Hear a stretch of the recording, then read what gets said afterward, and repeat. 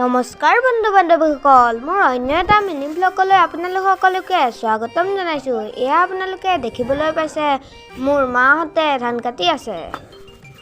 এয়া আমি আঘোণৰ পথাৰত জলফাই টেঙাৰ জুতি ল'ম, আপোনালোকে চাই থাকক। ভাল লাগি যায় ও দুখ ভাগৰ নাই ও দেহা মোৰ কৰে ৰাই যায় টানকৈ টঙালি মাৰ্কি ৰঙালী ৰুণকি কুৰুলি খাই লাখ মুৰুলি খায়ৈ হেৰুৱালে পাবলৈ নাই ভাল লাগি যায় ও দুখ ভাগৰ নাই ও দেহা মোৰ কৰে ৰাই যায়